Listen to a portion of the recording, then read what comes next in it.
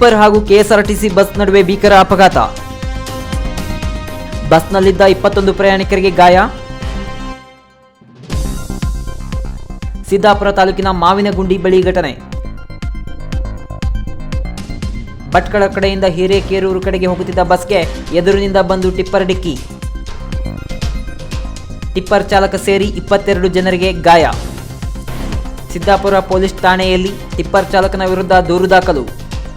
Tipper ಚಾಲಕನ ಅತಿ ವೇಗ ನಿರ್ಲಕ್ಷ್ಯತನದ ಚಾಲನೆ ಘಟನೆಗೆ ಕಾರಣ ಎನ್ನಲಾಗಿದೆ. ಮಾವಿನಗುಂಡಿ ಅರಣ್ಯ ಚೆಕ್ಪೋಸ್ಟ್ ಬಳಿ ನಡೆದ ದುರ್ಘಟನೆ.